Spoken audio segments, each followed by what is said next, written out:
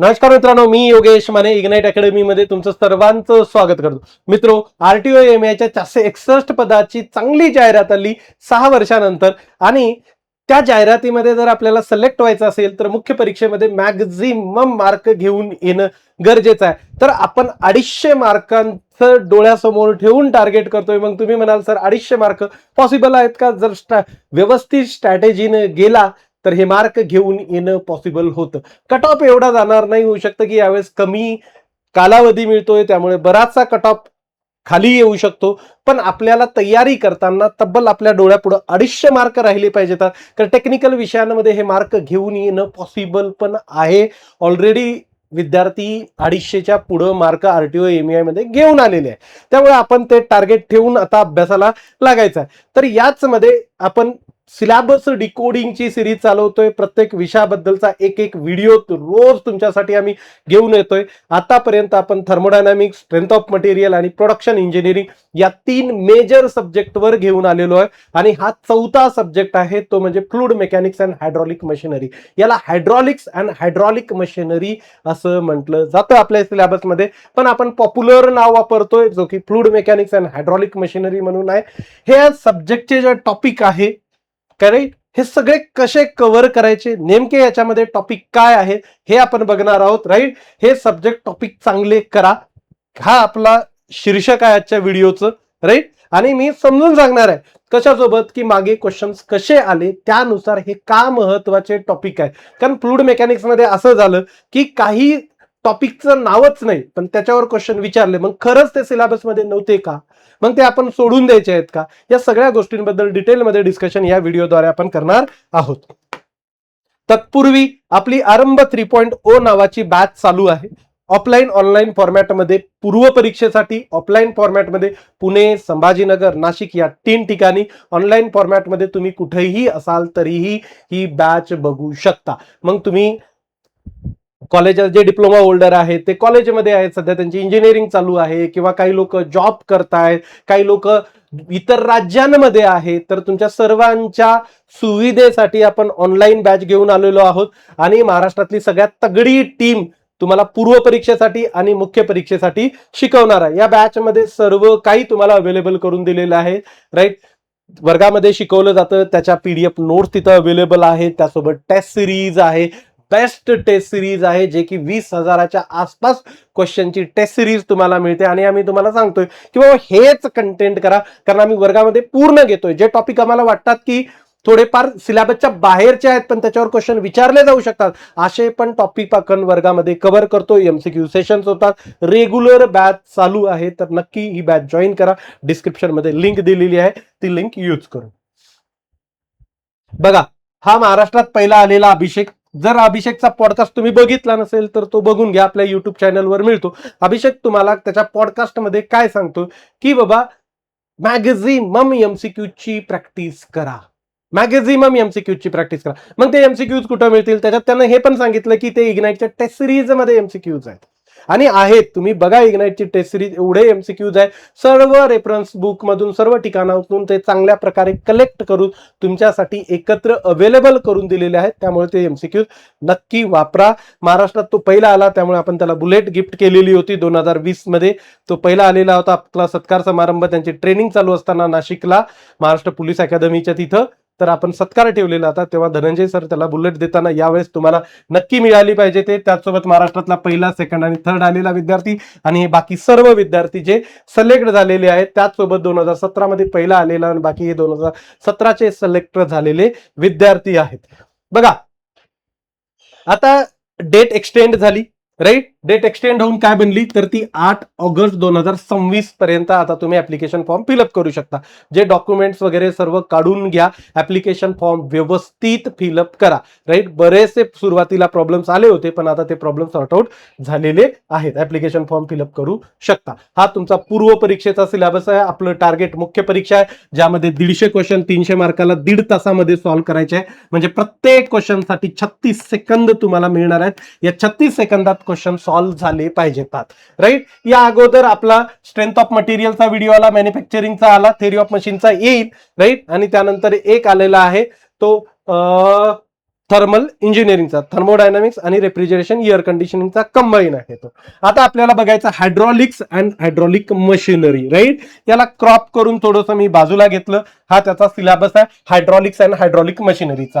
Fluid and their property पहिला topic, laminar turbulent flow, Bernoulli's equation, त्यानंतर fluid pressure, Pascal law, surface tension, fluid flow and its measurement, hydraulic turbine आणि hydraulic pump, हा syllabus मध्ये दिलेला आहे. आता याला थोडंसं वन बाय वन बाजूला घेतो आणि कुठल्या टॉपिकवर किती क्वेश्चन्स आले ते किती येऊ शकतात हे पण आपण बघणारच आहोत. तत्पूर्वी बघा, 2020चं जर तुम्ही बघितलं तर 2 टॉपिक होते. सेक्शन ए मध्ये हायड्रॉलिक्स होतं आणि सेक्शन बी मध्ये हायड्रॉलिक मशिनरी होतं.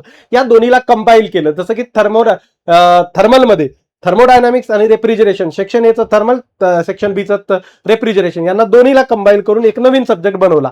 तसा इथं हायड्रॉलिक्स हे सेक्शन ए मध्ये होता, ज्याच्यामध्ये 20 क्वेश्चन यायचे, आणि हायड्रॉलिक मशिनरी सेक्शन बी मध्ये होता, ज्यावर 10 क्वेश्चन यायचे. असे तब्बल 30 क्वेश्चन यायचं. प्रत्येक क्वेश्चन 2 मार्काला, असं 30 दोन्ही 60 मार्काचा हा सब्जेक्ट यायचा. मला आताही असं वाटतं की 15 क्वेश्चन यावर विचारायला काही हरकत नाही. 30 मार्काचा हा सब्जेक्ट विचारू शकतात, राईट. असं आपण एक पकडून चालायचं. आता शेवटी एमपीएससीने असं ठरवलं की प्रत्येक टॉपिकवर 10-10 क्वेश्चन विचारायचे, तर ते एमपीएससीला कोणी चॅलेंज करू शकत नाही. त्यामुळे तुम्ही त्याबद्दलची चिंता करायची नाही. आपलं काम काय की एकही सब्जेक्ट आपण सोडू शकत नाही, स्किप करू शकत नाही, कारण स्किप केला subject we are moving away from our selection. Clear. तर आपल्याला प्रत्येक सब्जेक्ट करायचा, प्रत्येक सब्जेक्टला चांगलं करायचं, प्रत्येक सब्जेक्टला न्याय द्यायचा, कारण सध्याची स्पर्धा तेवढी आहे. क्लिअर. तर 60 मार्काला हा पेपर येत होता. सगळ्यात पहिली महत्वाची गोष्ट, हे दोन्ही मिळून 60 मार्काला यायचे. आता सगळ्यात फ्लूइड मेकॅनिक्स मध्ये पहिला टॉपिक आहे प्रॉपर्टीज ऑफ फ्लूइड, जो की सर्वात महत्वाचा टॉपिक आहे. प्रॉपर्टीज ऑफ फ्लूइड सर्वात महत्वाचा टॉपिक आहे, राईट. तुमच्या सिलेबस मधले सर्वात जास्त क्वेश्चन जर ज्या कुठल्या टॉपिकवर येत असतील तर हा टॉपिक आहे. कुठून चालू होतो तर फ्लूइड फ्लो पासून चालू होतो. सगळ्यात पहिले फ्लूइड म्हणजे काय, राईट. त्यानंतर कुठल्या स्ट्रेसेसच्या अंडर ते फ्लूइडचा फ्लो होतो, दुसरी गोष्ट. तिसरी डेन्सिटी, त्यानंतर मास डेन्सिटी, वेट डेन्सिटी दोन्ही, स्पेसिफिक ग्रॅव्हिटी, त्यानंतर कॉम्प्रेसिबिलिटी, बल्क मॉड्युलस, मग त्यानंतर आपण येतो विस्कॉसिटी मध्ये, त्यानंतर न्यूटन्स लॉ ऑफ विस्कॉसिटी, त्यानंतर न्यूटोनियन नॉन न्यूटोनियन फ्लूइड, त्यानंतर vapour pressure, surface tension, capillarity, right. या वेगवेगळ्या प्रॉपर्टीज आपण या टॉपिक मध्ये बघणार आहोत. कंटेंटही तेवढंच आहे. सगळ्यात जास्त वेळ सुद्धा याच टॉपिकला लागतो, सर्वात महत्वाचा सुद्धा हाच टॉपिक आहे. त्यानंतर दुसरा टॉपिक प्रेशर मेजरमेंट, दुसरा टॉपिक प्रेशर मेजरमेंट, राईट. हाही सिलेबस मध्ये दिलेला आहे. क्लिअर.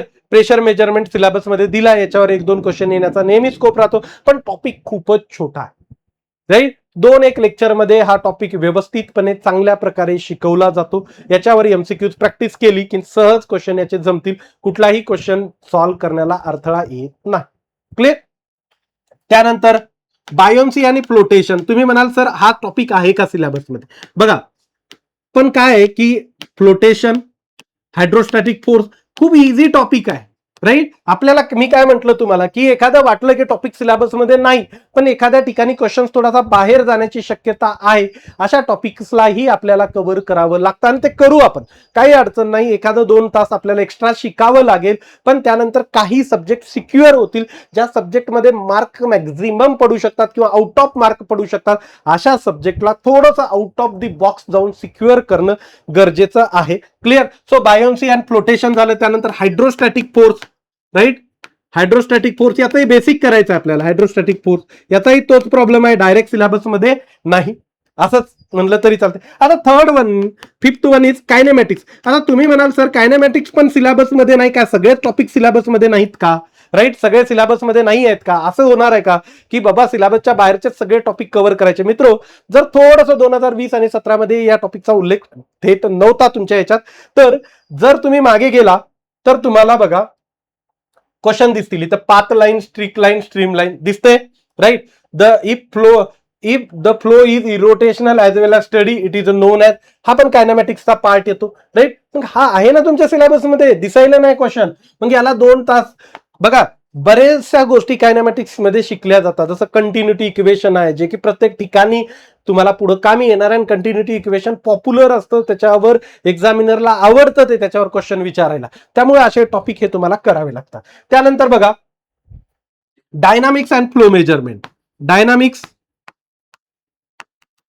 अँड फ्लो मेजरमेंट याच्यात तुमचं बर्नॉलीज इक्वेशन, राईट, जे बर्नॉलीज इक्वेशन आहे तुम्ही यामध्ये कव्हर करता, right. Bernoulli's equation, orifice meter, venturi meter, pitot tube, हे जे फ्लो मेजरिंग डिव्हाइसेस आहे ना ते तुम्ही याच्यामध्ये कव्हर करून घेता.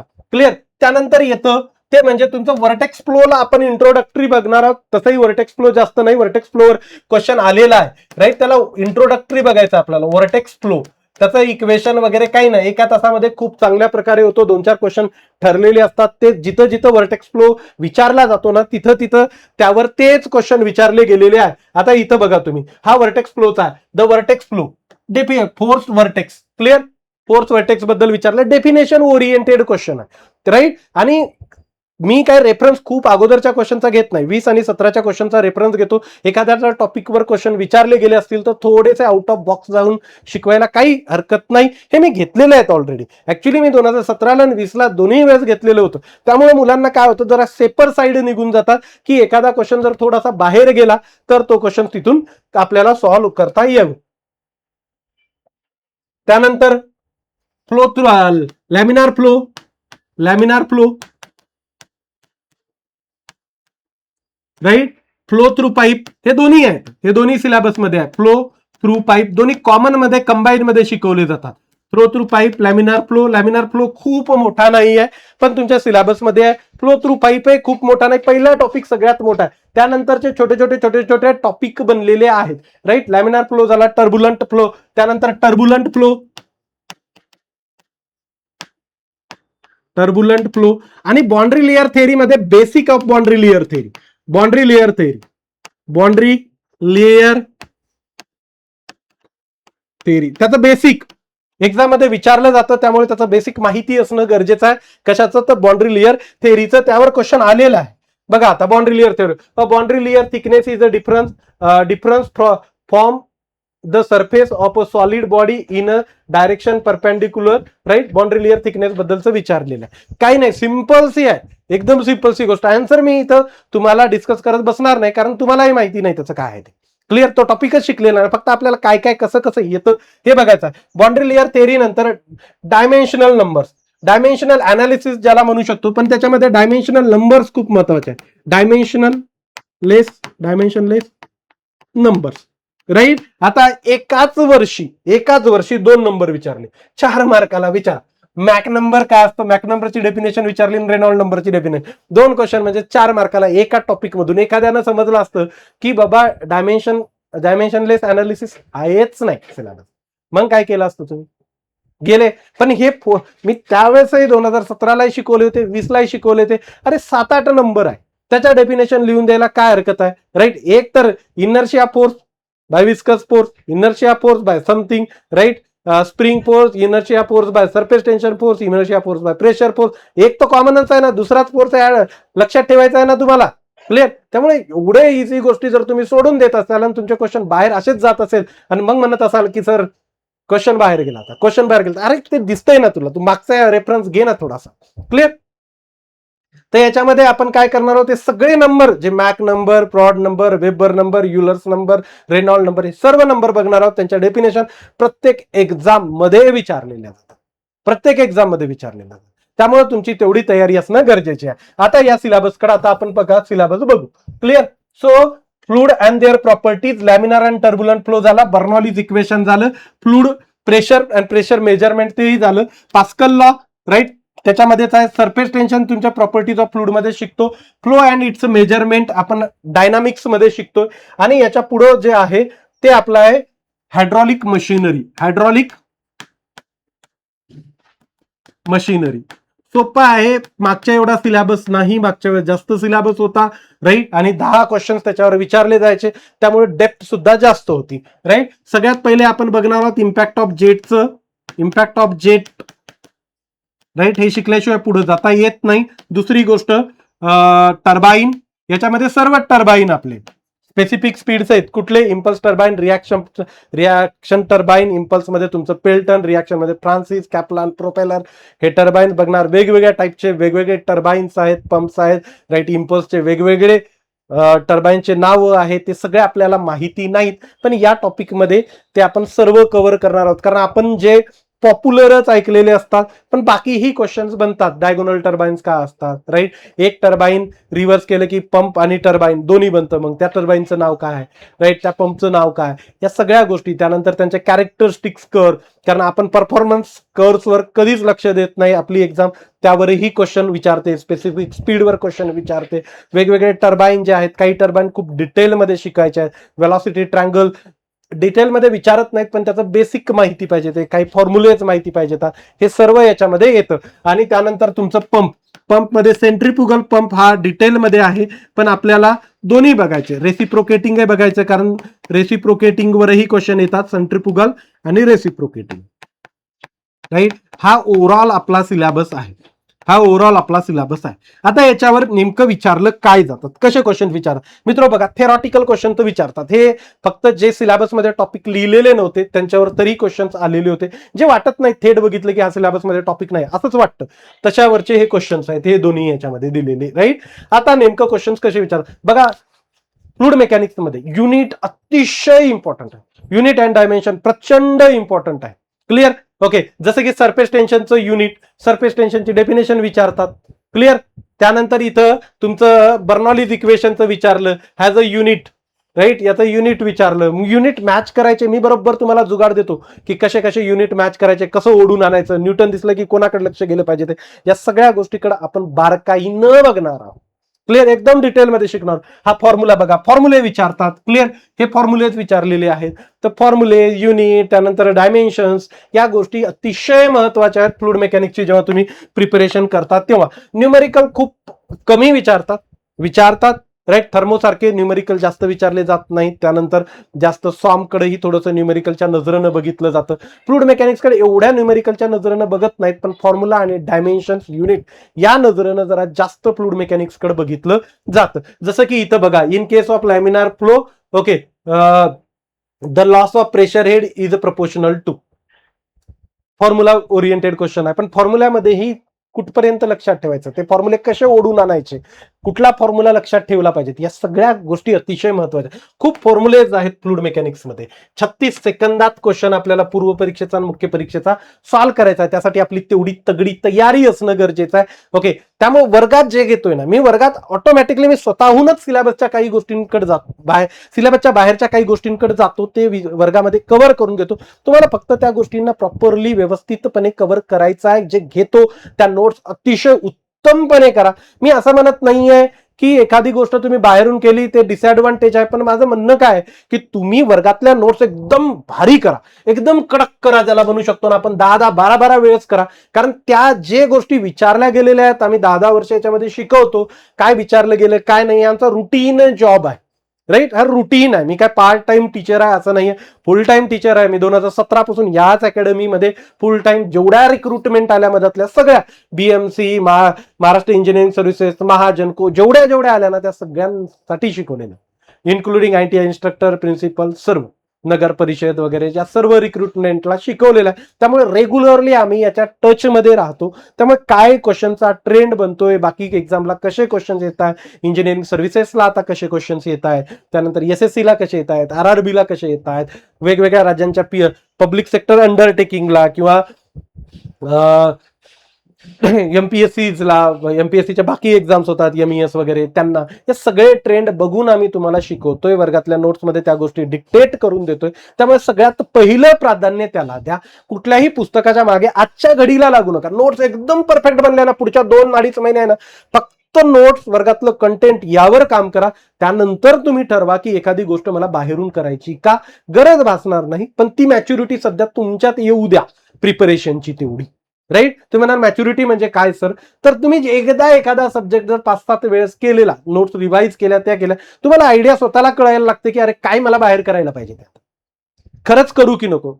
मोस्टली तुमचा आन्सर नोच येणार, पण तरीही तुम्ही ती लेवल येऊ द्या तुमची, त्यासाठी कंटिन्युअस तयारी करत जा. एमसीक्यू सुद्धा क्लासमध्ये घेतलेले आणि आपल्या टेस्ट सिरीज मधले सध्या लावा, बाकीचे नंतर बघता येते. सध्या त्या एमसीक्यूज वर फोकस करा, जे क्लासकडून कंटेंट मिळतं त्याच्यावर फोकस करा. ध्यान इतर गोष्टी विकत घेऊन करण्यापेक्षा गरज असली तर आपण पुढे बघू, पण सध्याला नको.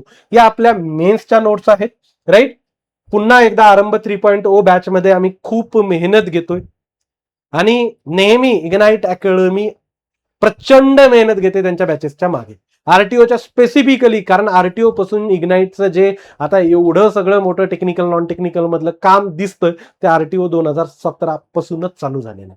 त्यामुळं तुम्ही आमच्यावर विश्वास ठेवा आणि लगे आमच्या सोबत आम्ही सांगतो तसं करा. प्रयत्न करू की 250 क्रॉस होतील. मी म्हणत नाही की कट ऑफ 250 लागेल, पण 250 क्रॉस करण्यासाठी प्रयत्न करू. पूर्व परीक्षा, मुख्य परीक्षेच्या सर्व नोट्स वगैरे आपल्या अवेलेबल आहे. Okay, so will prepare for 250 marks. Clear? So तुर्तास इथं थांबतो. Thank you so much guys for listening. Thank you so much.